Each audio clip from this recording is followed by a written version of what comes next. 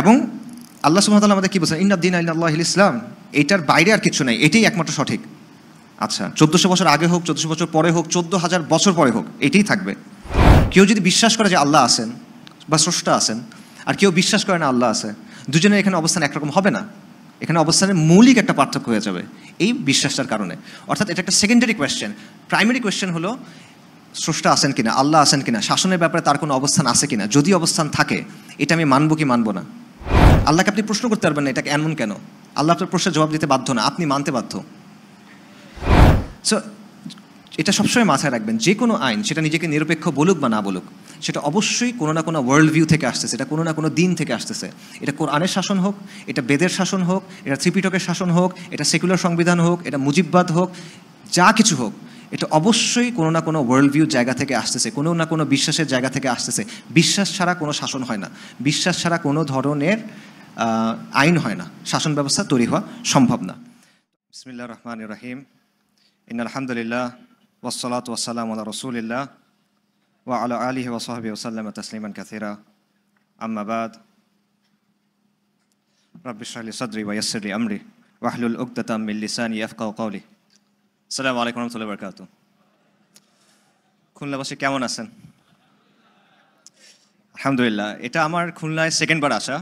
এর আগে আসছিলাম 12-13 বছর আগে সম্ভবত, এবং ওটাও একটা অনুষ্ঠান ছিল, একটা জাহিলিয়াতের অনুষ্ঠান ছিল তখন।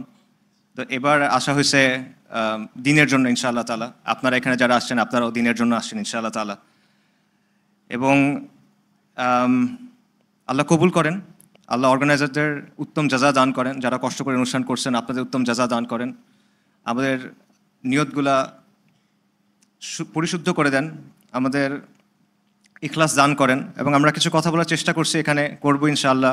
এগুলো যেন বেনিফিশিয়াল হয়, এগুলো যেন শুধুমাত্র কথা না থাকে, এগুলো যেন আমাদের চিন্তায়, কাজে, জীবনে প্রভাব ফেলে, যদি এগুলা বেনিফিশিয়াল হয়, যদি এগুলোর মধ্যে কোনো কল্যাণ থাকে ইনশাআল্লাহ তাআলা। আমি যে বিষয়টা নিয়ে আলোচনা করার চেষ্টা করবো সেটা বেসিক্যালি একটা শিরোনাম আছে, অনেক সুন্দর একটা বা বড়সড় একটা ফর্মাল শিরোনাম আছে, বাট মূল বিষয়টা হলো যে ইসলাম এবং আধুনিকতা যেটা বলা হয়, মডার্নিটি বা মডার্ন চিন্তা বা পাশ্চাত্য চিন্তা আমরা বলি অনেক সময়, এটার মধ্যে কিছু সাংঘর্ষিকতা আছে, কিছু কনফ্লিক্ট আছে।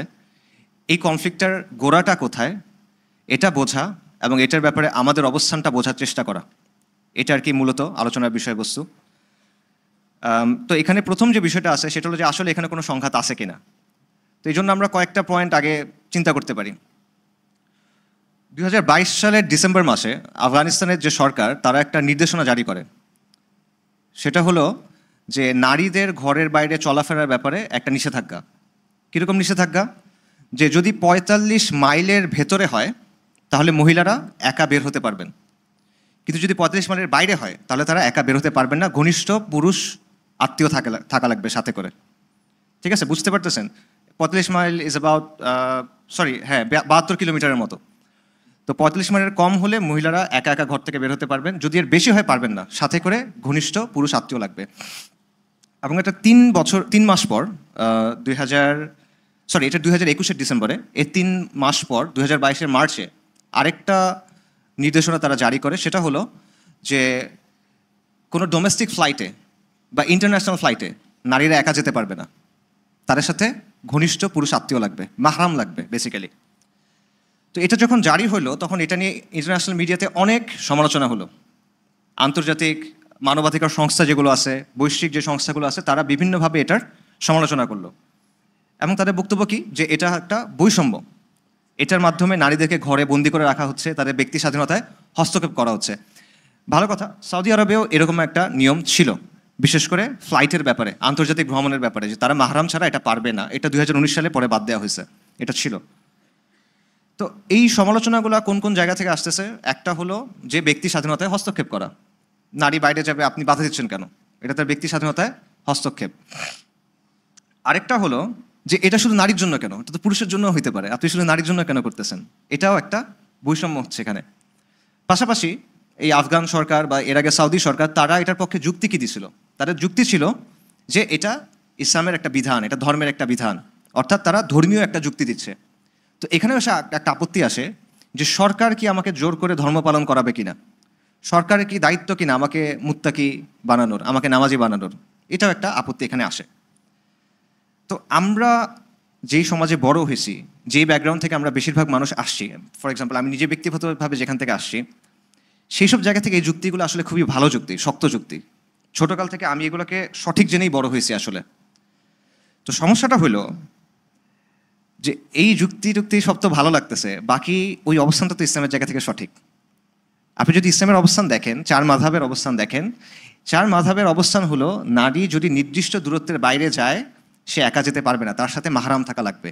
এই নির্দিষ্ট দূরত্ব কতটুকু এটা নিয়ে মতপার্থক্য আছে। কেউ হয়তো বা ওই 72 কিলোমিটার বলছেন, কেউ হচ্ছে বেশি কম বেশি এটসেট্রা বলছেন, কিন্তু একটা নির্দিষ্ট দূরত্বের বাইরে গেলে সাথে পুরুষ অভিভাবক লাগবে, এই ব্যাপারে সবাই একমত। এখন সমস্যাটা কোথায় হচ্ছে দেখেন, একটা হলো আমার সমাজ, আমার শিক্ষা, আমার সংস্কৃতি, যেভাবে আমি বড় হয়েছি, আমার মূল্যবোধ, এটা আমাকে বলতেছে যে এগুলো ব্যক্তি স্বাধীনতা বিরোধী, এটা বৈষম্য হচ্ছে, ইত্যাদি ইত্যাদি। অন্যদিকে আমি আবার বিশ্বাস করতেছি যে আমি মুসলিম, ইসলাম চিরন্তন, ইসলাম কিয়ামত পর্যন্ত আসছে, সবার জন্য আসছে, ইসলাম যেটা বলে সেটা অবশ্যই সঠিক। দুটা তো মিলতেছে না। ইসলাম যদি সঠিক হয় তাহলে এই অবস্থানও সঠিক, যদি এই অবস্থান সঠিক হয় তাহলে আমি এতক্ষণ যেগুলো বললাম সেগুলো কি হলো, বৈষম্যের কথা, ব্যক্তি স্বাধীনতার কথা, ইত্যাদি ইত্যাদি। তো এই জায়গায় দেখেন আপনি সংঘাত হচ্ছে যে ইসলামের যে অবস্থান আর আমাদের বিল্ট ইন যে অবস্থান বা আমরা যে অবস্থান নিয়ে বড় হচ্ছি এটার মধ্যে মিলতেছে না। এবং এটা কিন্তু শুধু এই জায়গায় না, এটা আরও অনেকগুলো বিষয়ের মধ্যে আছে। যেমন কিছু বিষয় আমি আপনাদের বলি। একটা হলো, আচ্ছা আরেকটা উদাহরণ আগে দিই। ইসলামের শিক্ষা অনুযায়ী জীবিত প্রাণীর ছবি আঁকা কি হালাল না হারাম? হারাম। আচ্ছা, কিন্তু পৃথিবীর শ্রেষ্ঠতম চিত্রকর্ম যেগুলো আছে সেগুলো কিসের? লিওনার্দো দা ভিঞ্চির মোনালিসা আছে। মোনালিসা কি? একটা পোর্ট্রেট, একটা নারীর পোর্ট্রেট। ইয়োহান ভার্মিরের একটা ছবি আছে, girl with the pearl earring, এটাও পৃথিবীর সবচেয়ে দামি ছবিগুলোর একটা, এটাও একটা পোর্ট্রেট। বতেছেলির একটা ছবি আছে, বার্থ অফ ভেনাস, এটা আরও 1 ডিগ্রি বেশি, নগ্ন নারীর পেন্টিং। এগুলো শিল্প। তো এগুলোর ব্যাপারে একদিকে আপনি বলছেন শিল্প তো ভালো জিনিস, আমরা শিল্পকলা একাডেমিতে আছি, ভালো জায়গা নাকি? শিল্প তো ভালো জিনিস, শিল্প সাহিত্য প্রগতি খুব চমৎকার জিনিস বলা হয়। আবার আপনি বলছেন আপনি ইসলাম মানেন, আবার ইসলামে বলা হচ্ছে এটা হারাম। মিলতেছে না তো। ইসলামের জায়গা থেকে যদি আপনি দেখেন এগুলো সব বাদ দিতে হবে। এবং শুধু এগুলো না, স্থাপত্য টাপত্য যা যা আছে এরকম অনেক কিছু আপনার বাদ দিতে হবে, বেশিরভাগ যেগুলো ইসলামের সাথে সাংঘর্ষিক। তাহলে আবার দেখেন সংঘর্ষ আছে কিনা? আছে সংঘর্ষ। এই সংঘর্ষের সমাধান আমরা করছি কিনা? করি নাই, আমরা দুটো একসাথে ধরে রাখছি। এবং এটা আরও অনেক বিষয় নিয়ে আছে, আমি কয়েকটা নাম বলি। যেমন ধরেন পর্দা, পর্দার বিধান, বহুবিবাহ, পরিবার এবং সমাজে নারীর অবস্থান যেটা অলরেডি আসছে, এবং শরিয়া শাসন, জিহাদ ফি সাবিলিল্লাহ, এই প্রত্যেকটা জিনিস নিয়ে সমাজের গতানুগতিক যে অবস্থান, তার যে দৃষ্টিভঙ্গি, এটার সাথে ইসলামের অবস্থানটা মিলে না। এবং এর বাইরে আমাদের জীবনের অংশ হয়ে গেছে অনেক জিনিসপত্র, মনে করেন গান বাজনা, হলিউড বলিউড, এই টাইপের অনেক কিছু, নারী পুরুষের মেলামেশা, ডেটিং, এগুলো কোনো কিছুই আসলে ইসলামের সাথে কিন্তু মিলে না, কিন্তু এগুলো আমাদের দৈনন্দিন জীবনের অংশ হয়ে গেছে। এবং এটা ছাড়া জীবনকে কল্পনা করা আমাদের জন্য অনেকটা অসম্ভবের মতো হয়ে গেছে। তাহলে দেখেন আবারও সেই কনফ্লিক্টটা আসতেছে। একদিকে আমি বলতেছি ইসলাম সত্য, সুন্দর, শাশ্বত, আরেকদিকে আমার যে জীবন, আমার যে বিশ্বাস, আমার যে মূল্যবোধ, এটা ইসলামের সাথে মিলতেছে না, তাই না? তো দুটা সাংঘর্ষিক জিনিস আপনি কীভাবে ধারণ করবেন এবং এটা ধারণ করে আপনি আসলে কতদিন চলবেন? এটা তো কোনো সাস্টেইনেবল মিক্স না, এটা তো টেকসই না, এটা একটা কোনো একটা দিকে চলে যেতে হবে। তো এই জায়গায় একটা টানাপোড়ন তৈরি হচ্ছে, একটা দড়ি টানাটানি চলতেছে আপনার মাথার ভিতরে। দুইটা অতিকায় প্রতিপক্ষ, বিশাল বিশাল এন্টিটি, দড়ি টানাটানি করার মতো একটা অবস্থা, আপনি মাঝখানে পড়ে গেছেন। এবং এটা আমাদের সমাজের ক্ষেত্রেও। তো এই যে সংঘাতটা, এটা শেকড়টা আসলে কোথায়, এইটা আর কি আলোচনার জায়গা। এটা নিয়ে আমি আলোচনা করতে চাই। এবং আমরা অনেক সময় পাশ্চাত্য সভ্যতার বা আধুনিকতার বিভিন্ন অ্যাসপেক্ট নিয়ে আলোচনা করি, যেমন ধরেন পুঁজিবাদ বা ডেমোক্রেসি, লিবারালিজম, ফেমিনিজম এটসেট্রা, আমরা এগুলো নিয়ে আলোচনা করি। এবং এগুলো নিয়ে আলোচনা করার সময় বা এগুলো হ্যান্ডেল করার সময় আমরা অনেক সময় তালগোল পাকায় ফেলি, একটু সমস্যাও হয়ে যায়। কিন্তু এগুলো আসলে মূলত সিমটম, উপসর্গ, রোগের উপসর্গ, মূল রোগ এগুলো না। মূল রোগটা হলো শেকড়ে একটা সমস্যা রয়ে যাচ্ছে। আপনি একই সাথে ইসলাম ধারণ করতেছেন, আবার আপনি একই সাথে আধুনিকতাকে ধারণ করতেছেন, এবং এই জায়গায় একটা দ্বন্দ্ব আছে। এবং দ্বন্দ্বটা বুঝতে হলে আমাদের একটা কনসেপ্ট বোঝা হেল্পফুল হতে পারে, আমার জন্য হেল্পফুল হয়েছে। সেই কনসেপ্টটা হলো ওয়ার্ল্ড ভিউ। ওয়ার্ল্ড ভিউ এটা একটা মূলত জার্মান কনসেপ্ট বা জার্মান শব্দ, ওয়েলথ অ্যান্ড সাউন্ড, এটা দাঁত ভাঙা একটা শব্দ। এটার অনেক অর্থ আছে। বাংলা অর্থ, ইংরেজিতে এটার অর্থ হয় ওয়ার্ল্ড ভিউ বা ওয়ার্ল্ড ইনটিউশন। বাংলা এটার বিভিন্ন অর্থ আছে, যেমন মনে করেন বিশ্ববিখ্যা, দুনিয়া দর্শন, বিশ্ব দৃষ্টিভঙ্গি, এটসেট্রা এটসেট্রা। আমার কাছে এই অর্থগুলা মানে প্রতিশব্দগুলো খুব একটা কি বলে জুৎসই মনে হয় না। বিশেষ করে আমি যেভাবে চিন্তা করি ওই জায়গায় আমার কাছে জুৎসই মনে হয় না, এটা একটু পরে বলতেছি। সো ওই প্রতিশব্দ বাদ দিয়ে আমরা আসেন কনসেপ্টটা বোঝার চেষ্টা করি। ওয়ার্ল্ড ভিউ বলতে আসলে কি বোঝাচ্ছে? ওয়ার্ল্ড ভিউ হলো যে অস্তিত্বের সামগ্রিক ব্যাখ্যা। আপনার তো অস্তিত্ব আছে, আপনার সামনে একটা পৃথিবী আছে, দুনিয়া আছে, এটার সামগ্রিক যে ব্যাখ্যাটা আপনার মাথার ভেতরে আছে, মনের ভেতরে আছে, চিন্তার মধ্যে আছে, এটা হলো ওয়ার্ল্ড ভিউ। এটা হলো চিন্তার একটা কাঠামো যেটার ভেতর দিয়ে আপনি সব কিছুকে বোঝেন। এটা একটা চশমার মতো, ওই চশমা যেটা দিয়ে আপনি দুনিয়াকে দেখেন, বাস্তবতাকে দেখেন। এবং এটা একটা বুদ্ধিবৃত্তিক আবশ্যকতা, এটা আপনার লাগবেই। কেন লাগবে? দেখেন, অস্তিত্ব বলেন, মহাবিশ্ব বলেন, স্রষ্টা বলেন, সৃষ্টি বলেন, মানব জীবনের পারপাস কী, মানব জীবনের উদ্দেশ্য কী, সমাজ কিভাবে চলবে, শাসন কিভাবে চলবে, মোরালিটি কিভাবে হবে, এটা মানদণ্ড কী হবে, ভালো মন্দের মানদণ্ড কী হবে, এগুলোর মধ্যে পারস্পরিক সম্পর্ক কী হবে, এই প্রশ্নগুলো নিয়ে কিন্তু আপনার চিন্তা করতেই হবে। আপনি হয়তোবা খাতা কলম নিয়ে বাসায় বসে চিন্তা করতে বসবেন না, কিন্তু এই চিন্তাটা আপনার করতে হবে, সব সমাজকে করতে হবে, সব রাষ্ট্রকে করতে হবে, জনগোষ্ঠীকে করতে হবে, নইলে আপনি আগাতে পারবেন না। এই চিন্তাটা আপনার করতে হবে। সো এই জিনিসগুলো নিয়েই আলটিমেটলি ওয়ার্ল্ড ভিউ গঠিত হয়। এবং মানুষ কিন্তু সহজাতভাবে অর্থ খোঁজে। মানুষ প্যাটার্ন সিকিং একটা অ্যানিমেল, সে প্যাটার্ন খোঁজে সব কিছুর মধ্যে। সো অর্থ ছাড়া সে কিন্তু বাঁচতে পারে না, তার অর্থ যেখানে নাই সে অর্থ তৈরি করে নেয় সেখানে। ঠিক আছে? তো এইসব যে প্রশ্নগুলো, এই মৌলিক প্রশ্নগুলোর কোনো না কোনো উত্তর কিন্তু তাকে বের করে নিতে হয়। এবং এই উত্তরগুলোর ভিত্তিতে সে অন্য সবার সাথে এবং দুনিয়ার সাথে তার যে সম্পর্ক সেটাকে বোঝে। ঠিক আছে? তো এই জন্য এটা একটা বুদ্ধিবৃত্তিক আবশ্যকতা। আরেকটাভাবে চিন্তা করতে পারেন, ওয়ার্ল্ড ভিউ হলো আপনার চিন্তার ভাষা। ঠিক আছে? ভাষা কাজ করে ব্যাকরণের নিয়মের ভেতরে, এর বাইরে কিন্তু ভাষা কাজ করে না। তা আপনার চিন্তাও কাজ করে ওয়ার্ল্ড ভিউর যে সীমানা আছে সেটার ভেতর দিয়ে। ঠিক আছে? এর ভেতর দিয়ে এটা কাজ করে। এবং প্রত্যেকের যেমন একটা নিজস্ব ভাষা আছে, এরকম প্রত্যেকের একটা নিজস্ব ওয়ার্ল্ড ভিউ আছে। সো আলটিমেটলি সব সমাজ, সংস্কৃতি, সভ্যতা সবার কোনো না কোনো ওয়ার্ল্ড ভিউ আছে। এটাকে হয়তো বা এই গাল ভরা শব্দটা দিয়ে কেউ চেনে না, অন্য কোনোভাবে চেনে, অথবা ওইভাবে চিন্তাও করে না, বাট আলটিমেটলি এটা সবার মধ্যেই আছে। ওয়ার্ল্ড ভিউকে বোঝার জন্য আরেকটা ওয়ার্ড ইউজ করা যায়, সেটা হলো দিন। মক্কার কুরাইশদের কথা চিন্তা করেন। ইসলাম আসার আগে মক্কার কুরাইশদের নির্দিষ্ট কিছু বিশ্বাস ছিল, তাদের জীবনযাপনের একটা পদ্ধতি ছিল, তাদের সমাজ ও শাসনের একটা কাঠামো ছিল, তাদের কিছু মূল্যবোধ ছিল, তাদের কিছু নিয়ম ছিল, এবং ভালো মন্দর সংজ্ঞা দেওয়ার বা পৃথিবীকে দেখার একটা ওয়ে তাদের মধ্যে ছিল, অর্থাৎ তাদের মধ্যে একটা ওয়ার্ল্ড ভিউ ছিল। এবং নবী সাল্লাল্লাহু আলাইহি ওয়াসাল্লাম যখন আসলেন, তখন তিনি আসলেন একটা নতুন জীবন বিধান দিয়ে, যেখানে তাওহীদের বিশ্বাস আছে, পাশাপাশি চিন্তার এবং জীবনযাপনের একটা পূর্ণাঙ্গ কাঠামো আছে। এবং যেই কাঠামো একটা সার্বিক ব্যাখ্যা দেয়, সব কিছুকে একসাথে ব্যাখ্যা করে, কোনো কিছু এটার বাইরে নাই, সব কিছু এটার ভেতরে আছে। এবং এই কাঠামোর আলোকে একটা স্বতন্ত্র দৃষ্টিভঙ্গি তৈরি হলো, একটা স্বতন্ত্র পরিচয় তৈরি হলো, একটা স্বতন্ত্র জাতি তৈরি হলো, যারা হাজার বছর ধরে রাজত্ব করা একটা সভ্যতার জন্ম দিল। তাহলে ওয়ার্ল্ড ভিউকে সবচেয়ে ব্যাপক অর্থে দিন হিসেবে আমরা চিন্তা করতে পারি। বিশ্বাস ও জীবনধারা, আকিদা এবং শরিয়ার সমষ্টি হিসেবে এটাকে আমরা দিন হিসেবে চিন্তা করতে পারি। এখন ওয়ার্ল্ড ভিউর শক্তিটা কীরকম, এটা একটা বোঝার দরকার আছে। আমরা আসলে যা কিছু দেখি এটা বা বুঝি, এটা আমরা ওয়ার্ল্ড ভিউর ভেতর দিয়ে বুঝি। এইভাবে চিন্তা করেন, আপনার চোখে যদি একটা রঙিন চশমা থাকে, আপনি যা কিছু দেখবেন সব কিন্তু আপনি রঙিন দেখবেন, রাইট? মনে করেন একটা লোক একটা কুঁড়ে ঘরের মধ্যে বন্দী হয়ে আছে সারা জীবন, জন্ম থেকে। ওই কুঁড়ে ঘরের সাথে, ওই কুঁড়ে ঘরের মধ্যে একটা জানলা আছে, জাস্ট দরজাও নাই। ওই জানলা দিয়ে সে বাইরের পৃথিবী দেখে। এখন জানলার রং হলো হলুদ। তো এখন ও যা কিছু দেখতেছে সে ওইটা কী রঙের দেখবে? হলুদ। গাছ বলেন, পাতা বলেন, ফুল, পাখি, সাগর, যেটাই বলেন, সে এটা হলুদ রঙের ফিল্টারের মধ্যে দিয়ে দেখবে। এবং সে মনে করবে যে এটাই আসলে দুনিয়া, দুনিয়া আসলে এরকম। গাছ মনে হয় এরকম একটা জন্ডিস টাইপের কালারের, এটা তার কাছে মনে হবে। তো সমস্যাটা কোথায়? তার মস্তিষ্কে কিন্তু সমস্যা না, তার চোখেও সমস্যা না, সমস্যাটা তার কাজটার মধ্যে, ওয়ার্ল্ড ভিউর মধ্যে। তাকে যদি আপনি গিয়ে বলেন যে আকাশ তো আসলে নেই, সে কিন্তু বিশ্বাস করবে না। এটা হলো ওয়ার্ল্ড ভিউর শক্তি।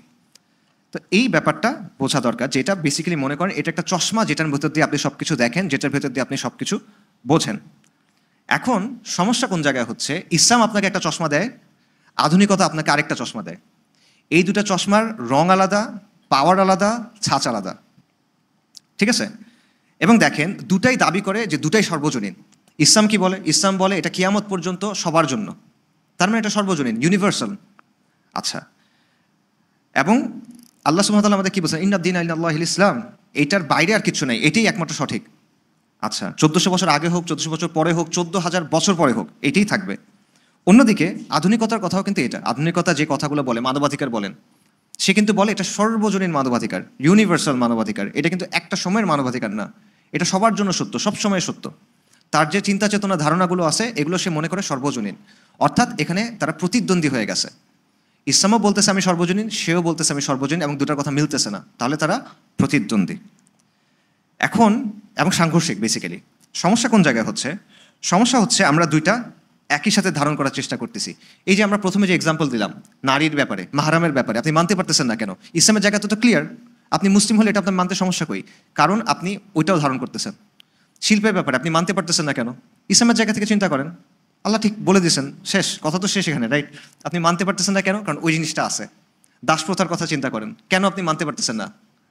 এক্স্যাক্টলি সেম কারণ। কারণ ইসলামের জায়গা থেকে অবস্থান খুবই সিম্পল, কিন্তু যেহেতু আপনার মধ্যে ওই জিনিসটা রয়ে গেছে, আমার মধ্যে রয়ে গেছে, আমাদের মধ্যে রয়ে গেছে, তাই আমরা এটা মানতে পারতেছি না। সো ওয়ার্ল্ড ভিউর মিশ্রণ ব্যাপারটা হলো আপনি দুই চোখে দুইটা চশমা পড়তেছেন, দুই পাড়ে দুইটা চশমা পড়তেছেন। তাহলে এটা কি হবে? আপনি যেটা রাস্তায় হাঁটতে গিয়ে হোঁচট খাবেন, যেটা রাস্তা সমতল এটা মনে হবে এবড়ো কেবড়ো, রাইট? এবং কাছের জিনিসকে দূরের মনে হবে, দূরের জিনিসকে কাছের মনে হবে, আঁকা বাঁকা মনে হবে। এই প্রবলেমটা হবে, এইটি আমাদের হচ্ছে। একদিকে আমরা বিশ্বাসের দিক থেকে মুসলিম, অন্য দিক থেকে আমরা পশ্চিম থেকে আসা যে আধুনিকতার যে চিন্তাটা, এটা একদম গ্রহণ করে নিছি। এই কারণে প্রবলেমটা হচ্ছে। এবং এটা কেন হচ্ছে? কারণ আমরা তো আধুনিকতার মানুষ, আমরা এটার ভিতরে বড় হয়েছি, এটা আমরা শুষে নিছি। মাছ যখন পানির মধ্যে বড় হয়, সে কি পানি নিয়ে আলাদা করে চিন্তা করে না। তার জন্ম থেকে সে পানির মধ্যেই আছে, পানিটাই তার কাছে নর্মাল সি, এটাই নর্মাল অবস্থা, স্ট্যাটাসকো। আমাদের অবস্থা এক্স্যাক্টলি সেম। আমরা আধুনিকতার ভেতরে যেহেতু বড় হয়েছি, এইগুলো নিয়ে আমরা ভাবে যাচাই বাছাইও করি নাই, আমরা মনে করছি এগুলোই সত্য, এগুলোই সঠিক। আবার একই সাথে আমরা ইসলামটাও ধারণ করার চেষ্টা করছি, আবার ইসলামটা প্রপারলি বোঝার চেষ্টা করি নাই। ইউজুয়ালি আপনারা এখানে যারা আসছেন তারা হয়তো বা করছেন, বাট আমাদের সমাজের সামগ্রিক চিত্রটা যদি চিন্তা করেন, সো এই জায়গা থেকে প্রবলেমগুলো হচ্ছে, এবং এটা বোঝানো কঠিন। সো ওই যে আগের জায়গাটা চিন্তা করেন যে ওয়ার্ল্ড ভিউর যে মিশ্রণ হয়, এটা মানুষকে বোঝানো আসলে কঠিন। ওই লোকের কথা চিন্তা করেন যে সবসময় ওই রুমের ভেতরে আছে, এবং সে সবসময় দুনিয়াকে দেখতেছে সবুজ রঙের কাচের ভেতর দিয়ে, সে তো বুঝবে না। বা আরেকটা এক্সাম্পল চিন্তা করেন, মনে করেন একটা দ্বীপ, সেই দ্বীপে কিছু মানুষ আছে, তাদের সাথে বাইরের পৃথিবীর কোনো সম্পর্ক নাই, জীবনে তারা সেই দ্বীপের বাইরে জানে না, ওই দ্বীপের বাইরে পৃথিবী আছে এটাও তারা জানে না। এখন মনে করেন কোনো একটা কারণে এরা সবাই কালার ব্লাইন্ড, বর্ণান্ধ। কালার ব্লাইন্ড বিভিন্ন ধরনের হয়, কেউ হয়তো বা কোনো একটা রং দেখে না, কেউ একটু কম দেখে, বাট কালার ব্লাইন্ডের সবচেয়ে এক্সট্রিম ফর্মটা হলো তারা ব্ল্যাক অ্যান্ড হোয়াইট দেখে, কোনো রঙই দেখে না। মনে করেন এই দ্বীপের সব মানুষ জন্ম থেকে ব্ল্যাক অ্যান্ড হোয়াইট দেখে, আর কিচ্ছু দেখে না, তো তাদের কাছে দুনিয়া ব্ল্যাক অ্যান্ড হোয়াইট। এখন মনে করেন আপনাকে ওই দ্বীপে পাঠাইলাম আমি 6 মাসের একটা মিশন দিয়ে, যে এদেরকে রং বুঝায় আসেন ভাই, আপনি বুঝাতে পারবেন? আপনি তাকে বুঝাতে পারবেন যে গাছ আসলে সবুজ, রক্ত আসলে লাল, সমুদ্র আসলে নীল? বুঝাতে পারবেন না। তার জায়গা থেকে যুক্তি খুব ক্লিয়ার, তাকে, সে আপনাকে চেনে না, সে নিজে দেখতেছে এটা সাদা কালো, তার আশেপাশে যারা আছে, যারাকে সে বিশ্বাস করে, তারা সবাই বলতেছে এটা সাদা কালো। আপনি হঠাৎ করে কোত্থেকে এসে তাকে উল্টা কথা বলতেছেন? তার কাছে যে ইনফরমেশন আছে সেই জায়গা থেকে আপনার কথা মানার কোনো কারণ নেই, রাইট? সো এটা বোঝানো extremely difficult. So world view জায়গাটাও এই জন্য বোঝানো আমার কাছে মনে হয় খুবই ডিফিকাল্ট, এবং এই জন্য এই জায়গাটা বোঝা জরুরি। মানে আপনারা হয়তো ভাবছেন যে আমি এই আলোচনাগুলো কেন করতেছি। দেখেন, আমরা যে আলোচনাগুলো করি সমাজ নিয়ে, অর্থনীতি নিয়ে, রাজনীতি নিয়ে, এটসেট্রা নিয়ে, এই সবগুলো আসলে সেকেন্ডারি প্রশ্ন। এই সবগুলো আসলে সেকেন্ডারি প্রশ্ন। উচিত অনুচিতের যে আলোচনাগুলো আমরা করি, নৈতিকতার আলোচনা করি, সব সেকেন্ডারি প্রশ্ন।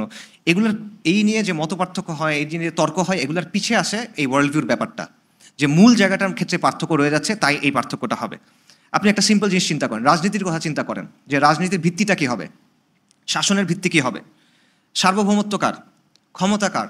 এই প্রশ্নগুলোর উত্তর আপনি যদি ডিসাইড করতে যান, তখন আপনার রাজনীতির গণ্ডি থেকে বের হয়ে আরও মানে বিস্তৃত একটা জায়গায় চলে যেতে হবে। কেউ যদি বিশ্বাস করে যে আল্লাহ আছেন বা স্রষ্টা আছেন, আর কেউ বিশ্বাস করে না আল্লাহ আছে, দুজনের এখানে অবস্থান একরকম হবে না। এখানে অবস্থানের মৌলিক একটা পার্থক্য হয়ে যাবে এই বিশ্বাসটার কারণে। অর্থাৎ এটা একটা সেকেন্ডারি কোয়েশ্চেন। প্রাইমারি কোয়েশ্চেন হলো স্রষ্টা আছেন কিনা, আল্লাহ আছেন কিনা, শাসনের ব্যাপারে তার কোনো অবস্থান আছে কিনা, যদি অবস্থান থাকে এটা আমি মানবো কি মানবো না, রাইট? সো একই কথা অন্য সবগুলো জিনিসের ক্ষেত্রে, এটা আপনি অর্থনীতির ক্ষেত্রে বলেন, সমাজনীতির ক্ষেত্রে বলেন, শিল্প বলেন, সব কিছুর ক্ষেত্রে এটা হবে। তো এই জিনিসটা বোঝা কেন জরুরি? কারণ আজকে দেখবেন আমরা বিভিন্ন সংশয়ের মুখোমুখি হই, আমাদের মনের মধ্যে অনেক প্রশ্ন থাকে, এবং এটা নিয়ে অনেকে ইমানের মানে একটা ঝামেলার মধ্যে পড়ে যান। এটা আমি অলরেডি বললাম যে বহুবিবাহ বলেন, দাসপ্রথা বলেন, জিহাদ ফিসাবিল্লাহ, শরিয়া, পর্দা প্রথা, নানা বিষয় নিয়ে আমাদের মধ্যে কনফিউশন থাকে, সংঘাত থাকে বা সমাজের মধ্যে আছে। এখন আমরা কি করি, আমরা এগুলো একটা একটা করে বোঝানোর চেষ্টা করি যে ঠিক আছে এটার মানে এইটা, এটার একটা যুক্তি আছে, এই রিসার্চ ওই রিসার্চ, হ্যান ত্যান, এটা বোঝার চেষ্টা করি। কিন্তু আমি পার্সোনালি মনে করি এই অ্যাপ্রোচটা আসলে খুব একটা ইফেক্টিভ না। কারণ এই প্রশ্নের শেষ নাই, এই প্রশ্ন আসতেই থাকবে, আপনি কয়টা বুঝাবেন তাকে। এখানে মূল জায়গায় আপনার যাইতে হবে, মৌলিক প্রশ্নটার জায়গায় যাইতে হবে। মৌলিক জায়গায় অ্যালাইনমেন্টটা যদি ঠিক হয় তাহলে এই প্রশ্নগুলো সলভ হয়ে যাবে নিজে নিজে। আর মৌলিক জায়গায় যদি অ্যালাইনমেন্ট ঠিক না হয় তাহলে এই প্রশ্ন একটার পর একটা আসতেই থাকবে। ঠিক আছে, আপনি মৌলিক জায়গাটা তার কাছে স্পষ্ট করে দেন, এরপর যে মানার সে মানবে, যে না মানার সে আল্লাহর কাছে গিয়ে বুঝবে। আপনার এখানে তেমন কিছু করার নাই। সো মৌলিক প্রশ্নগুলো আসলে কি, আমরা ওয়ার্ল্ড ভিউর আলোচনায় চলে যাই। ওয়ার্ল্ড ভিউর কিছু মৌলিক উপাদান আছে, বা আপনি বলতে পারেন ওয়ার্ল্ড ভিউর কিছু মৌলিক রোকন আছে বা স্তম্ভ আছে। এগুলা কি? এগুলো হলো কিছু মৌলিক প্রশ্ন, যে প্রশ্নগুলোর উত্তর সবাই কিছু না কিছু উত্তর ধরে নেয়, এবং এই উত্তরগুলো নিয়েই তার ওয়ার্ল্ড ভিউ তৈরি হয়, ওই চশমাটা তৈরি হয় যেটা দিয়ে সে সব কিছু দেখে। তো প্রশ্নগুলো কি?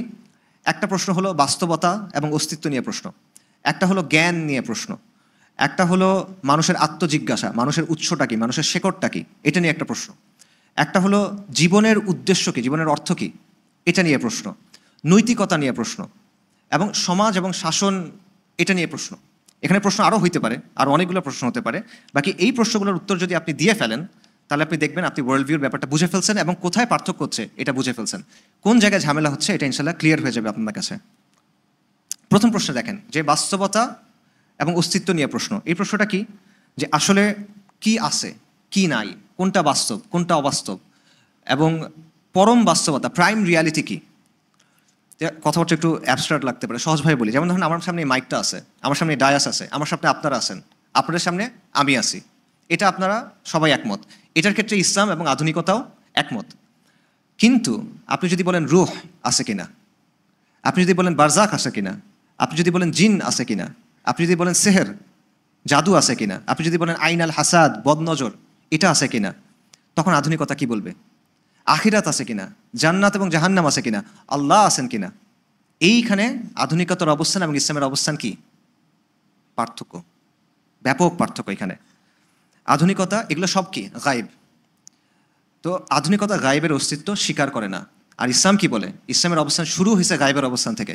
আল্লাহ সুবহানাহু ওয়া তাআলা সূরা বাকারা থেকে বলছেন আলিফ লাম মিম যালিকাল কিতাবু লা রাইবা ফীহি হুদাল লিল মুত্তাকিন আল্লাযীনা ইউমিনুনা বিল গায়ব, যে এটা হলো কিতাব যেটার মধ্যে কোনো সন্দেহ নাই, এটা মুত্তাকিদের জন্য হুদা, দিক নির্দেশনা। এবং মুত্তাকিদের বৈশিষ্ট্যের প্রথম কি আসছে? যারা গায়েবের উপর ঈমান আনছে। আপনারা আমানতু বিল্লাহ পড়ছেন না? আমানতু বিল্লাহি ওয়া মালাইকাতিহি ওয়া কুতুবিহি ওয়া রাসূলিহি ওয়াল ইয়াউমিল আখির, তারপরে কাদার, তারপর বাসি বাদাল মাউত, পুনরুত্থান। এগুলো সব কি গায়েব। এটা আপনি আধুনিকতা বিশ্বাস করে? এগুলো বিশ্বাস করে না। ইসলামের বিশ্বাস শুরু হচ্ছে গায়েবের উপর বিশ্বাসে নেয়, আর আধুনিকতা শুরু করতেছে এগুলো অস্বীকার করে। তো এই জায়গায় যদি পার্থক্য হয়, সেকেন্ডারি প্রশ্ন যেগুলো আছে, রাজনীতি বলেন, অর্থনীতি বলেন, সংস্কৃতি বলেন, সমাজ বলেন, শিল্প বলেন, পার্থক্য হবে কিনা? অবশ্যই হবে। আচ্ছা, এবং এখানে সবচেয়ে বড় পার্থক্য কোথায়?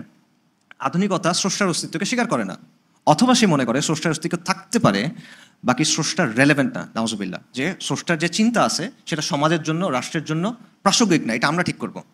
ইসলাম কি বলে? ইসলাম বলে আল্লাহু খালিকু কুল্লি শাইইন ওয়া হুয়া আলা কুল্লি শাইইন ওয়াকিল। আল্লাহ সুবহানাহু ওয়া তাআলা সব কিছুর সৃষ্টিকর্তা, উনি সব কিছুর তত্ত্বাবধায়ক। এবং সমগ্র সৃষ্টি, বাস্তব এবং অবাস্তব, সম্ভব এবং অসম্ভব, এগুলোর অবস্থান কই? এগুলোর অবস্থান হলো কাফ আর নুনের মাঝখানে। আল্লাহ যখন কোনো কিছু চান, আল্লাহ কি বলেন? ইয়াকুলু লাহু কুন ফায়াকুন, আল্লাহ বলেন আর হয়ে যায়। এটা হলো ইসলামের অবস্থান। কাজেই বাস্তবতা, অস্তিত্ব, এই জায়গায় মেজর একটা পার্থক্য হচ্ছে।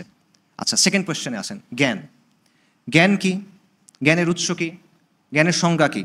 জ্ঞানের মাপকাঠি কি?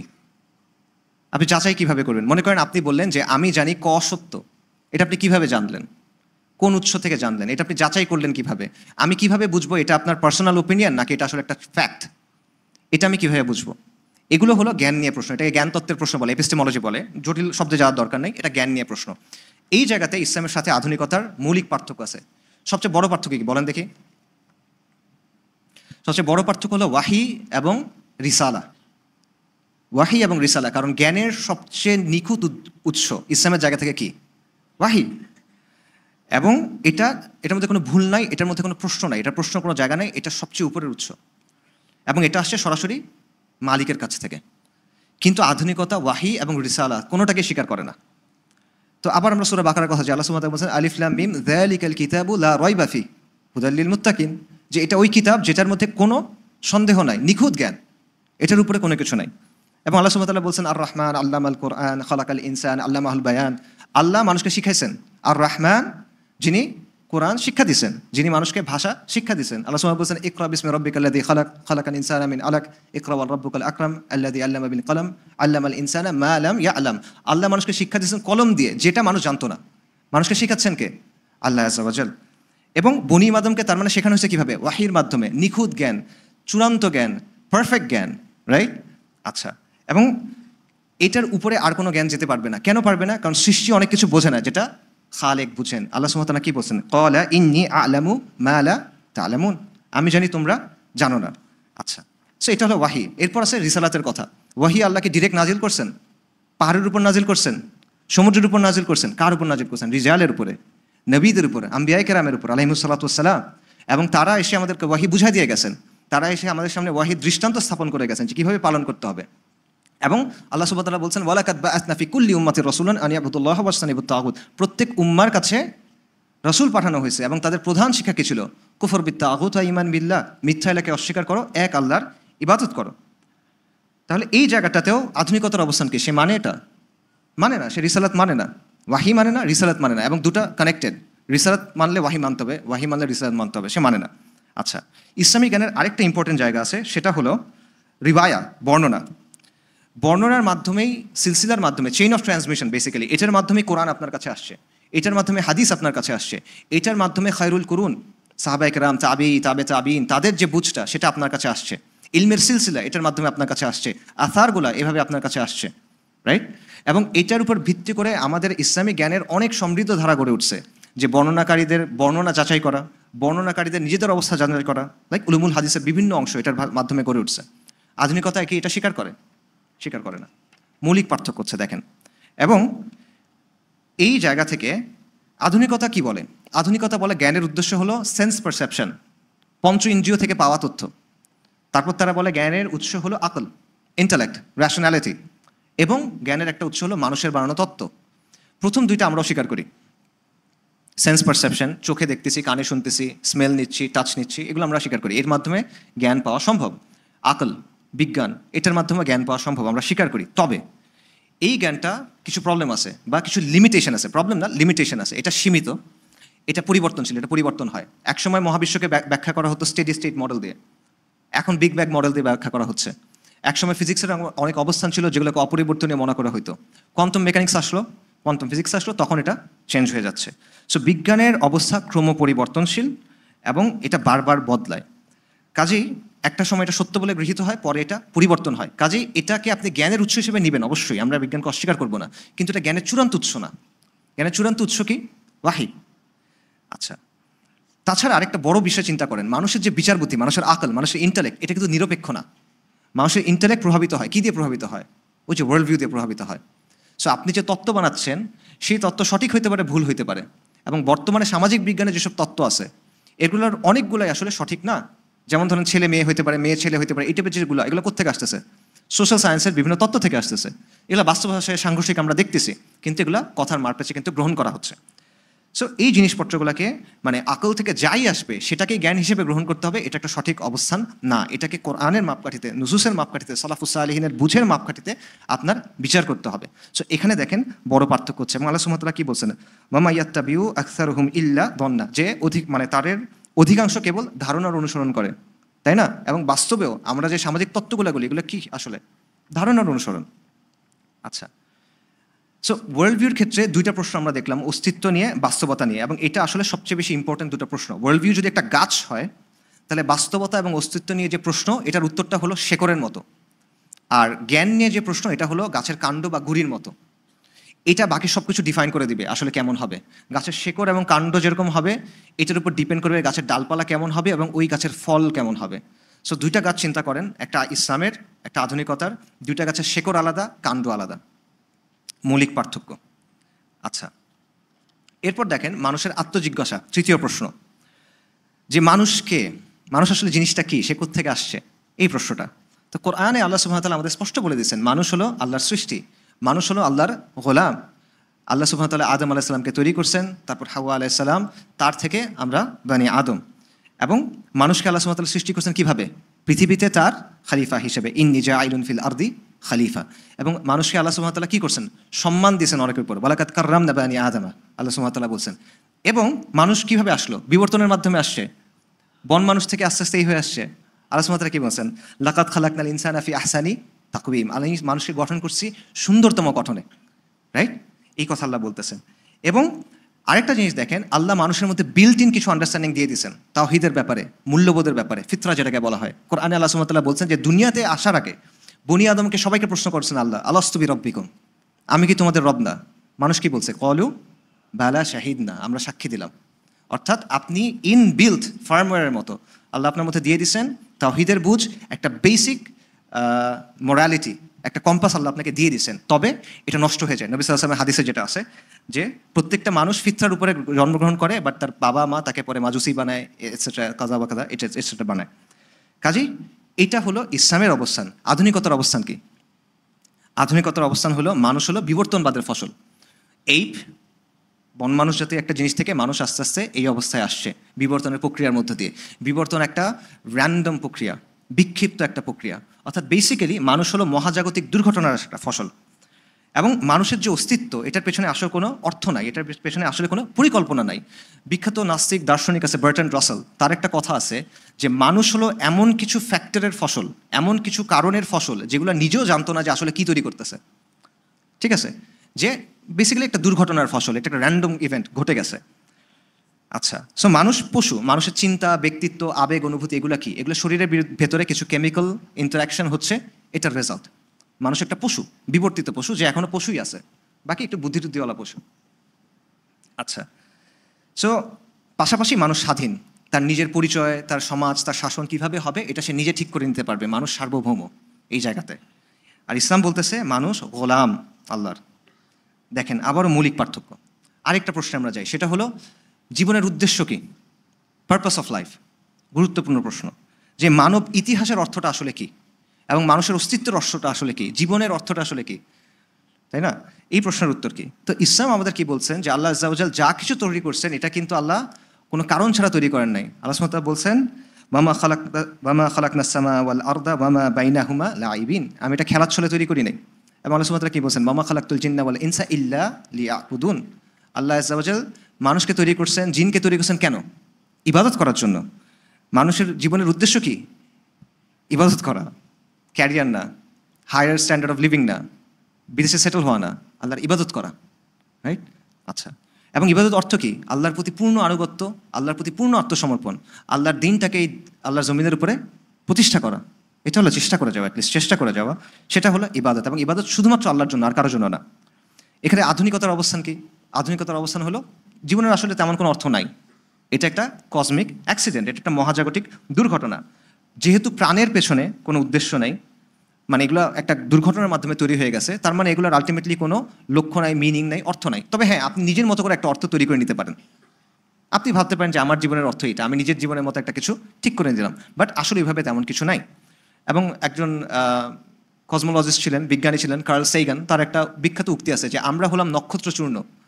সুন্দর লাগে কথাটা শুনতে, যে আমাদের ডিএনএর মধ্যে নাইট্রোজেন আছে, আমাদের দাঁতের মধ্যে ক্যালসিয়াম আছে, আমাদের রক্তের মধ্যে আয়রন আছে, আমরা যে খাবারগুলো তৈরি করি এগুলোর মধ্যে কার্বন আছে। এগুলো কোত্থেকে আসলো?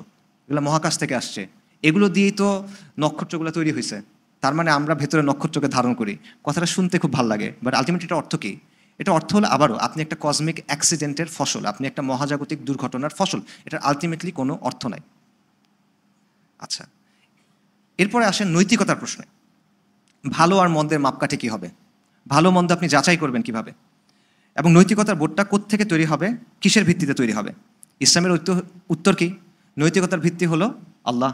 আল্লাহ হক এবং বাতিল নির্ধারণ করে দিয়েছেন, আল্লাহ হক এবং বাতিল জানাই দিয়েছেন। কিভাবে? ওয়াহির মাধ্যমে, রিসালাতের মাধ্যমে। আচ্ছা, এবং তিনি মানুষকে তৈরি করেছেন ফিতরাতের উপরে। মানুষের ফিতরা এই হক এবং বাতিলটা মানার জন্য তৈরি হয়েছে, যদি না সেটা নষ্ট করে ফেলে।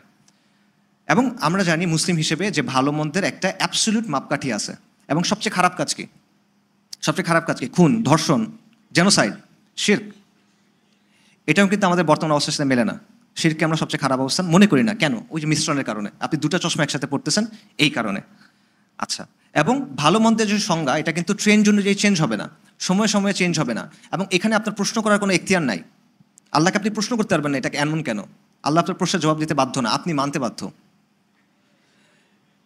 এবং কোরআনে আল্লাহ সুবহানাহু ওয়া তাআলা কি বলছেন, যখন আল্লাহ এবং তার রাসূল কোনো বিষয়ে ফয়সালা দিয়ে দেন, মুমিন নারী এবং পুরুষের জন্য কি ওই বিষয়ের ভিন্নতা করার কোনো অধিকার আছে? নাই, তার কোনো সুযোগই নেই এখানে ভিন্নতা করার। এটা ইসলাম। যে অমান্য করবে সে গোমরা, আল্লাহ স্পষ্ট বলে দিয়েছেন। আচ্ছা, আধুনিকতার অবস্থান কি? নৈতিকতার ভিত্তি কি? মানুষ, মানুষের বিচার বুদ্ধি, এবং এটা ক্রমশ পরিবর্তন হবে এবং সময়ের সাথে সাথে এটা বদলাবে। প্রগতিবাদের একটা বিশ্বাস আছে, প্রোগ্রেসিভিজম, আমরা প্রগতিশীল বলি না? প্রগতিবাদের বিশ্বাস হলো সময়ের সাথে সাথে মানুষের উন্নতি হচ্ছে। এটা বৈষয়িক উন্নতি, এটা চিন্তার উন্নতি, এটা জ্ঞানের উন্নতি, এটা প্রযুক্তির উন্নতি, এটা নৈতিক উন্নতি। আগে আমরা অনেক কিছু খারাপ করতাম, এখন আমরা ভালো বুঝতে পারছি। আমাদের জ্ঞান বিজ্ঞান উন্নতি হয়েছে, এখন আমরা এগুলো ভালো বুঝতে পারছি, সামনে গিয়ে আরও ভালো বুঝবো, এরকম একটা বিশ্বাস। তো এটা হলো আধুনিক মানুষের অবস্থান। আধুনিকতার নৈতিকতার ব্যাপারে মোটা দাগে দুটো অবস্থান আছে, ইউটিলিটারিয়ানিজম এবং ডিঅন্টোলজিক্যাল এথিক্স। ওই আলোচনায় যাচ্ছি না, জটিল আলোচনা। আমরা লাস্ট পয়েন্টে যাই, সেটা হলো সমাজ এবং শাসনের ব্যাপারে অবস্থানটা কি। সমাজের ভিত্তি কী হবে, শাসনের ভিত্তি কী হবে, আইনের ভিত্তি কী হবে, শাসক এবং অধীনস্থের মধ্যে সম্পর্কটা কী হবে, সার্বভৌমত্ব কার, এই জায়গাটা নিয়ে প্রশ্ন আছে। এবং এই প্রশ্নগুলোর উত্তর চিন্তা করেন আগের প্রশ্নগুলোর সাথে কানেক্টেড। প্রত্যেকটা প্রশ্ন আগের প্রশ্নের সাথে কানেক্টেড। যেমন আইন সবসময় গড়ে ওঠে মোরালিটির উপর ভিত্তি করে, ভালো মন্দের একটা ধারণার উপর ভিত্তি করে আইন তৈরি হয়। সো মোরালিটির উপর এটা ডিপেন্ডেন্ট। আচ্ছা, আইন অবশ্যই দিন নির্ভর, কোনো না কোনো ওয়ার্ল্ড ভিউ জায়গা থেকে আইন তৈরি হয়। কারণ আইন কেন তৈরি হয় চিন্তা করেন। আইন তৈরি হয় মানুষের আচরণকে নিয়ন্ত্রণ করার জন্য, আইন তৈরি হয় মানুষের আচরণের উপর একটা সীমা দেওয়ার জন্য, আইন তৈরি হয় মানুষের কল্যাণের জন্য, আইন তৈরি হয় মানুষের স্বার্থ রক্ষার জন্য, রাইট? এখন কল্যাণকে আপনি কিভাবে সংজ্ঞায়িত করবেন? এই সংজ্ঞাটা কোত্থেকে নেবেন আপনি? স্বার্থের সংজ্ঞাটা কোত্থেকে নেবেন আপনি? এটা তো ডিফারেন্ট হবে, ওয়ার্ল্ড ভিউ অনুযায়ী ডিফারেন্ট হবে, মোরালিটি অনুযায়ী ডিফারেন্ট হবে। সো আবারও দেখেন, এই জিনিসটা ওই যে গাছের শেকড় এবং কাণ্ড থেকে আলাদা হয়ে যাচ্ছে। সো এটা সবসময় মাথায় রাখবেন, যে কোনো আইন সেটা নিজেকে নিরপেক্ষ বলুক বা না বলুক, সেটা অবশ্যই কোনো না কোনো ওয়ার্ল্ড ভিউ থেকে আসতেছে, এটা কোনো না কোনো দিন থেকে আসতেছে। এটা কোরআনের শাসন হোক, এটা বেদের শাসন হোক, এটা ত্রিপিটকের শাসন হোক, এটা সেকুলার সংবিধান হোক, এটা মুজিববাদ হোক, যা কিছু হোক, এটা অবশ্যই কোনো না কোনো ওয়ার্ল্ড ভিউ জায়গা থেকে আসতেছে, কোনো না কোনো বিশ্বাসের জায়গা থেকে আসতেছে। বিশ্বাস ছাড়া কোনো শাসন হয় না, বিশ্বাস ছাড়া কোনো ধরনের আইন হয় না, শাসন ব্যবস্থা তৈরি হওয়া সম্ভব না। তো আধুনিকতার এখানে অবস্থান কি? শাসনের ভিত্তি কী হবে? মানুষ, মানুষের চিন্তা চেতনা, মানুষের বানানো তন্ত্রমন্ত্র, মানুষের বানানো বিভিন্ন মতবাদ, এটা ঠিক করবে। যত সিস্টেম আছে, কমিউনিজম বলেন, লিবারেল ডেমোক্রেসি বলেন, অ্যানার্কিজম বলেন, এনিথিং, এই সবগুলোর ভিত্তি হলো এই জায়গাটা।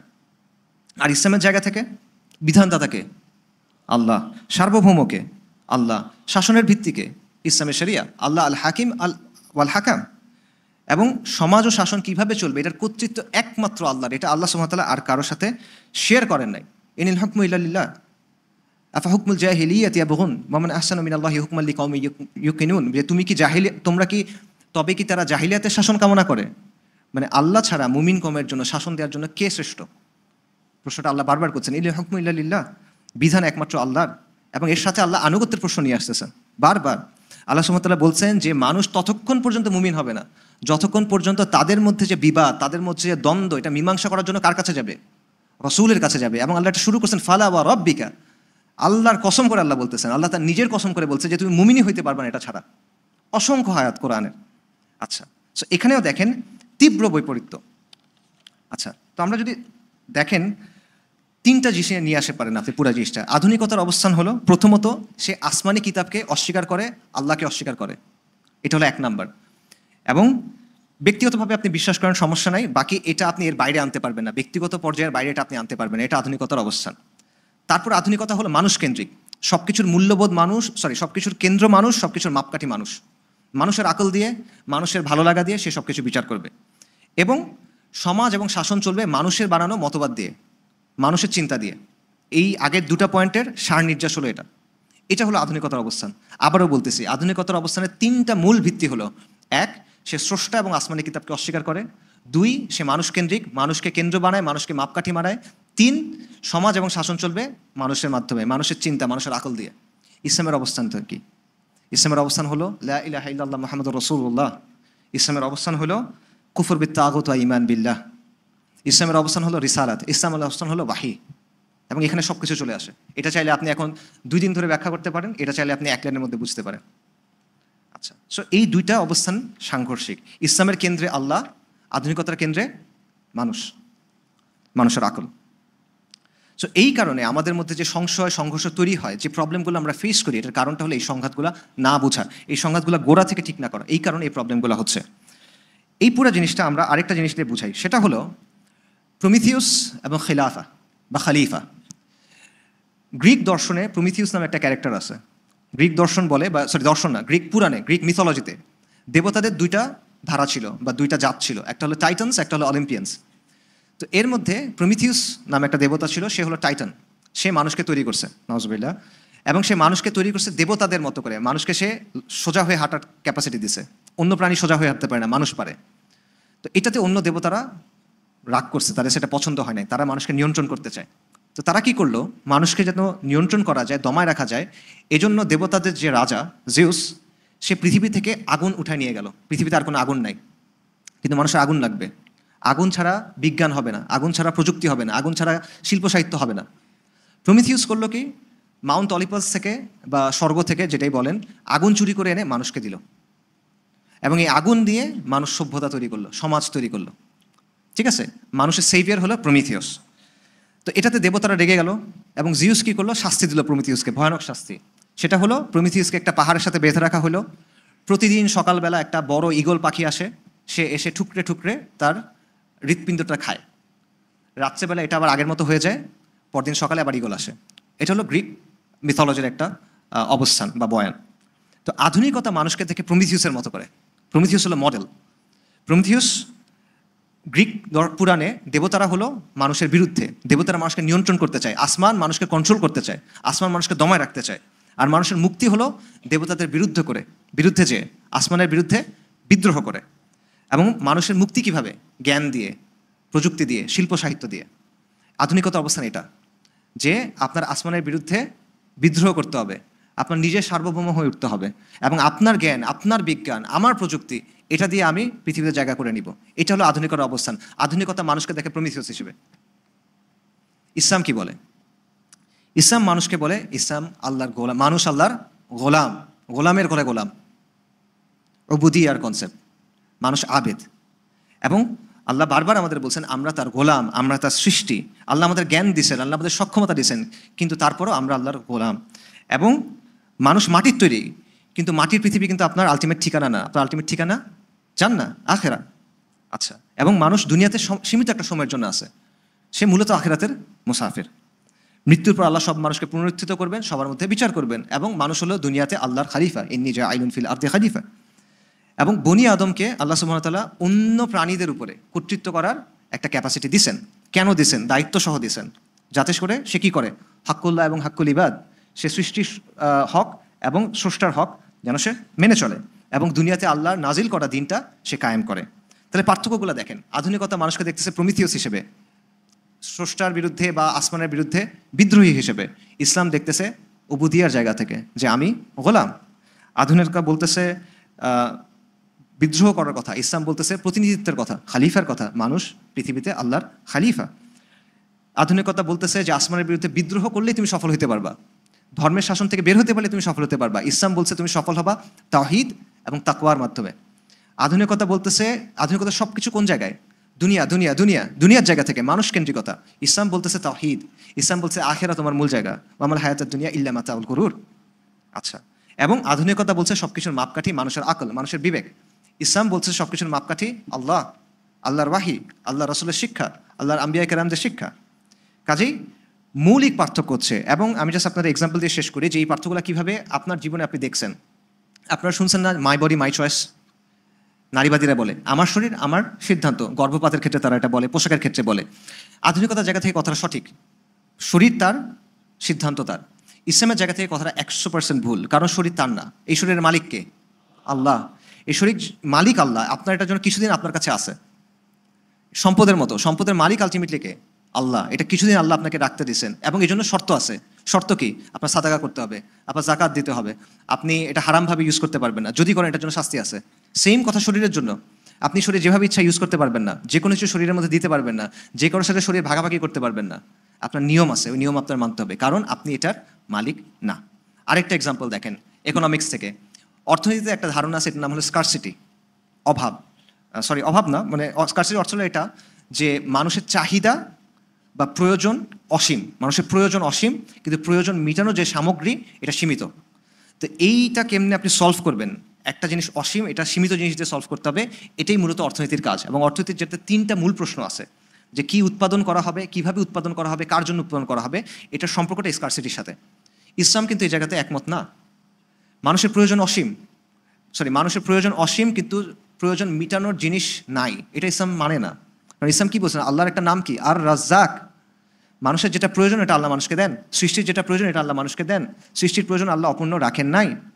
কাজেই এই বিষয়টা ইসলাম মানে না। আরেকটা জায়গায় পার্থক্য, সেটা হলো ইসলাম চাহিদা এবং প্রয়োজনের মধ্যে পার্থক্য করে।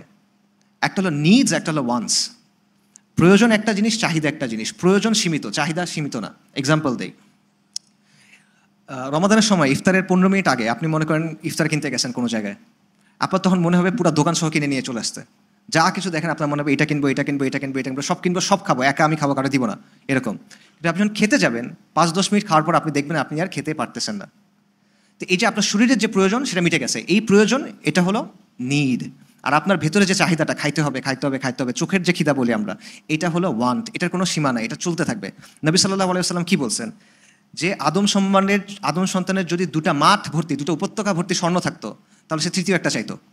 এবং বনি আদমের পেট একটা জিনিস ছাড়া আর কোনো কিছু দিয়ে কখনো পূর্ণ হবে না। সে একটা জিনিস কি?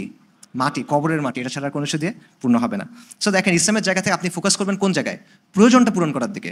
প্রয়োজন পূরণ করলে মানুষ প্রশান্ত হয়, স্থিতাবস্থায় আসে। কিন্তু চাহিদার পিছিয়ে আপনি যখন দৌড়াবেন, আপনি কন্টিনিউয়াস অস্থিরতার মধ্যে থাকবেন।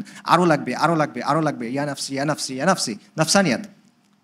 এ থেকে আপনি বেরোতে পারবেন না। তাহলে দেখেন, জাস্ট ওই ছোটো ছোটো বিষয়গুলো, মৌলিক প্রশ্নগুলো, ওগুলোর কারণে কিন্তু এই পার্থক্যগুলো হচ্ছে অর্থনীতির ক্ষেত্রে, রাজনীতির ক্ষেত্রে, সব কিছু ক্ষেত্রে, মাই বডি মাই চয়েস, সব কিছুর ক্ষেত্রে। এখানে চাইলে মানবাধিকার নিয়ে বড় আলোচনা করা যায়, এটা আর করলাম না, সময় নাই। এটা হয়। সো আমি শেষ করি। দেখেন, এই যে পার্থক্যগুলা, এটা কিভাবে আমাদেরকে সমস্যার মধ্যে ফেলে। আমরা কতগুলো জিনিসকে সঠিক বলে ধরে নিছি। যেমন মনে করেন মানবাধিকার, নারীবাদ বা নারী অধিকার, তারপর মনে করেন মুক্ত চিন্তা, স্বাধীনতা, ব্যক্তি স্বাধীনতা, গণতন্ত্র, এরকম অনেক বিষয় আছে যেগুলো আমরাকে বিনা প্রশ্নে সঠিক বলে ধরে নিছি। আবার আমরা ইসলামকেও মানতেছি। তো যখন আমরা দেখতেছি কেউ এসে প্রশ্ন করে যে আসলে ইসলামের মধ্যে কি এগুলো আছে, ইসলামের সাথে কি এগুলো কি মিলে, তখন প্রশ্ন কি হবে? হ্যাঁ অথবা না। এখন যেহেতু আপনি এগুলোকে সঠিক বলে ধরে নিছেন, যদি না উত্তর দেন তখন কি হয়? কিছু মানুষ যখন দেখে যে না, আসলে ইসলামের সাথে এটা মিলতেছে না, মানবাধিকারের অনেক কিছু ইসলামের সাথে মিলতেছে না, নারী অধিকারের অনেক কিছু ইসলামের সাথে মিলতেছে না, তখন তাদের অবস্থা কি হয়? তারা ইসলাম থেকে বের হয়ে যায়, মুরতাদ হয়ে যায়। আরেকটা অংশ কি করে? তারা বলে হ্যাঁ সব ইসলামের মধ্যে আছে, এগুলোও ভালো, ইসলামও ভালো, যেহেতু দুটোই ভালো তার মানে দুটোই এখানে আছে, কিন্তু এটা বললে তো হবে না, এটা আপনার মিলাইতে হবে। মিলানোর জন্য তখন তারা কি করে? তখন তারা ইসলামের নতুন নতুন ব্যাখ্যা করে। সালাফুস সালিনের ব্যাখ্যা থেকে সরে গিয়ে, কোরআন এবং সুন্নাহর অবস্থান থেকে সরে গিয়ে নানা ধরনের যুক্তি তর্ক এই সেই দিয়ে নানা ধরনের ব্যাখ্যা করে। এবং এইটার ফলে কি হয়? এইটার ফলে আপনি যেটা বলেন যে মডারেট বলেন, মডার্নিস্ট বলেন, এই জিনিসপত্রগুলো এটার জন্য তৈরি হয়। সমস্যাটার গোড়াটা একটা জায়গায়, যে আপনি সংঘর্ষটা বুঝতেছেন না এবং আপনি শুধুমাত্র ইসলামকে ধারণ করার মধ্যে সন্তুষ্ট হতে পারতেছেন না। আপনি অলরেডি আধুনিকতা থেকে আসা বিষয়গুলোকে চিরন্তন সত্য হিসেবে মেনে নিছেন এবং ওটার সাথে ইসলামকে মানানোর চেষ্টা করতেছেন। একটা ছোট একটা ছাঁচ আপনাকে আধুনিকতা দিছে, আপনি চাচ্ছেন ইসলামটাকে এটার মধ্যে রাখতে, এটা আপনি রাখতে পারবেন না, তাই ইসলামকে কাটতে হচ্ছে। ঠিক আছে, এটা হলো সমস্যা। করার কথা উল্টাটা, আপনি ইসলামটা সঠিকভাবে বোঝেন, এটা দিয়ে আধুনিকতাকে জাজ করেন। আধুনিকতা সবই খারাপ এটা আমি বলতেছি না, কিন্তু আপনার মৌলিক অবস্থানটা সঠিক হইতে হবে, আপনার বুঝতে হবে কোনটা সমস্যা। ঠিক আছে, তা না হলে এই দুটো জিনিসের একটা হবে, ইদার সে দিন থেকে বের হয়ে যাবে, মুরতাদ হয়ে যাবে, অথবা সে দিনকে বিকৃত করবে, গোমরাহ হয়ে যাবে, মডারেট মডার্নিস্ট যা কিছু বলে এই জিনিসপত্রগুলো হবে। আচ্ছা, সো এই জন্য আলটিমেটলি আমাদের যেটা করতে হবে, দিনের অবস্থানকে সঠিকভাবে ধরতে হবে। এবং এই জিনিসটা করা সালাফুস সালিনের মেজাজে যদি আপনি যান, তাহলে এত জটিল কথাবার্তার দরকার নেই, এমনি আপনি পারবেন। আমি আপনাদের এক্সাম্পল দিয়ে কথা শেষ করতেছি। এইটা সম্ভবত আবু হুরায়রা রাদিয়াল্লাহু আনহুর ঘটনা। যখন পারস্য বিজয় হয়েছে, সাহাবায়ে কেরাম গেছেন, মুসলিম আর্মি গেছেন, ওনারা খাওয়া দাওয়া করতেছেন। তো খাওয়ার সময় খাবার মাটিতে পড়ে গেছে, তো একজন সাহাবী ওটা উঠে আবার খাচ্ছেন। তখন আরেকজন এসে বলতেছে, আপনি মুহাম্মদ রাসূলুল্লাহ সাল্লাল্লাহু আলাইহি ওয়াসাল্লামের নবী, সাহাবী। এখানে যে মানুষরা আছে সবাই আপনাদের দেখতেছে, আপনাদের বিশেষ একটা সম্মান আছে, এবং এই মানুষরা এটাকে খারাপ মনে করে, খাবার পড়ে গেলে এটা উঠায় খাওয়া, এটা কইরেন না আপনি। তখন ওই সাহাবী বলতেছেন যে কাফেররা কি মনে করবে, এই জন্য আমি আমার রাসূলের কথা ছেড়ে দিব? ঠিক আছে, এত তত্ত্বের দরকার নেই। এটা হলো যে সাহাবীদের বুঝ। এবং এরকম ঘটনা আছে যে মুসলিমরা যখন পারস্য বিজয় করছে, তারা গিয়ে কর্পূর দেখছে প্রথমবারের মতো, কাফুর, কর্পূর। এটা বুঝতেছে নাকি, মানুষ মনে করছে এটা খাবার জিনিস তারা, এবং তারা রুটি দিয়ে খাওয়ার চেষ্টা করছে কর্পূর। এরকম মানুষকে দিয়ে আল্লাহ সুবহানাহু ওয়া তাআলা ফাতাহ করছেন, এরকম মানুষকে দিয়ে আল্লাহ সুবহানাহু ওয়া তাআলা দিনকে বিজয়ী করছেন। এবং আপনারা জানেন বিখ্যাত ঘটনা, রাবি ইবনে আমর রাদিয়াল্লাহু তাআলা আনহু রুস্তমের সাথে দেখা করছেন। উনি কথা কি বলছেন সেটা আমরা সবাই জানি। উনি এসে তাকে রুস্তম জিজ্ঞেস করছেন যে তোমরা কেন আসছো, কি চাও তোমরা? উনি বলছেন আমরা আসছি মানুষকে মাখলুকের গোলামি থেকে মুক্ত করে খালিকের গোলামের দিকে নেওয়ার জন্য। আমরা আসছি মানুষকে মিথ্যা ধর্ম থেকে বের করে ইসলামের আলোর দিকে আনার জন্য, এবং আমরা আসছি মানুষকে দুনিয়ার সংকীর্ণতা থেকে বের করে আখিরাতের প্রশস্ততার দিকে নেওয়ার জন্য, রাইট? কিন্তু উনি গেছেন কিভাবে, এটাও ইম্পর্টেন্ট। আমার কাছে এটা খুব ইম্পর্টেন্ট মনে হয়। রুস্তমরা বসে আছে বিশাল তাঁবুর মধ্যে, পারস্য গালিচা, সুন্দর জাঁকজমকপূর্ণ একটা অবস্থা। এর মধ্যে রাবি ইবনে আমর আসছেন ধুলায় ধূসরিত, আরও বেদুইনের মতো করে নিয়ে আসছেন, এসে ঘোড়া রাখছেন, ঘোড়া বাঁধছেন, মানে হাজার হাজার দিরহামের দামি তাঁবুর সাথে বেঁধে রাখছেন। তারপর তার বর্ষা উল্টা করে ফেলছেন গালিচার উপরে, এটা টানতে টানতে সামনে গেছেন, পাত্তা দেন নাই। এটা হলো তাদের অবস্থান, এবং এই অবস্থান থেকে আমরা অনেক দূর সরে গেছি আজকে। আজকে আপনারা দেখেন ফিলিস্তিনের অবস্থা, আপনারা দেখেন ফিলিস্তিনে আমাদের ভাইরা আছে, তারা ত্যাগের কি নজরানা দিচ্ছেন, প্রতিষ্ঠা করতেছেন, এটা আমরা দেখতেছি। আল্লাহ তাদের উত্তম জাযা দান করেন। পুরা উম্মার জন্য তারা দৃষ্টান্ত প্রতিষ্ঠা করছেন। আল্লাহ তাদেরকে শহীদ হিসেবে কবুল করেন, আল্লাহ তাদেরকে বিজয় দেন, সাফল্য দেন। কিন্তু আমাদের কি অবস্থা? আমরা কি করলাম? 1 বছর ধরে আমাদের ভাইদের এই অবস্থা হইলো, আমরা কি করলাম? 40,000-এর উপরে মানুষ মারা গেল, সম্ভবত 1 লাখের উপরে মানুষ মারা গেছে। আমরা কি করছি? আজকে যদি তারা আল আকসা দখল করে নেয়, ভেঙে ফেলে, আমরা কি করব বলেন তো আপনি? কিচ্ছু করবো না আমরা।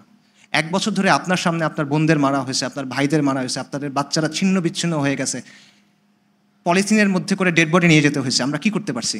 আমরা কিচ্ছু করতে পারি নাই। এটা মুহাম্মদ রাসূলুল্লাহ সাল্লাল্লাহু আলাইহি ওয়াসাল্লামের উম্মাহ। এই উম্মার আজকে এই অবস্থা হয়েছে, এটা কিভাবে হইল? কারণ আমরা ওই অবস্থান থেকে সরে গেছি। বাইতুল মাকদিসের প্রথমবার ফাতাহ হওয়ার সাথে তুলনা করেন উমর রাদিয়াল্লাহু তাআলা আনহু, উমর ইবনুল খাত্তাব রাদিয়াল্লাহু তাআলা আনহু যখন সেখানে গেছেন, উটের রশি ধরে আছেন, উটের উপর বসে আছে তার গোলাম, পোশাকের মধ্যে যা তালি দেওয়া, ওরা অবাক হয়ে গেছে। সাহাবায়ে কেরাম আসছেন, আবু উবাইদা ইবনে জাররাহ, জলিলুল কদর সাহাবী, খালিদ ইবনে ওয়ালিদ সম্ভবত ছিলেন, আরও অনেক সাহাবী এসে বলছেন, ইয়া আমিরুল মুমিনিন, এই মানুষরা আপনাকে মুসলিম উম্মার প্রতিনিধি হিসেবে দেখবে, রাসূলুল্লাহ সাল্লাল্লাহু আলাইহি ওয়াসাল্লামের সাহাবী হিসেবে দেখবে, এই পোশাকে যায়েন না। উমর রাদিয়াল্লাহু আনহু ঘুষি মারছেন আবু উবাইদা উমর ইবনে জাররাহকে, যে তুমিও এটা বললা? আমরা ছিলাম সবচেয়ে লাঞ্ছিত জাতি, আমরা ছিলাম সবচেয়ে অপমানিত জাতি।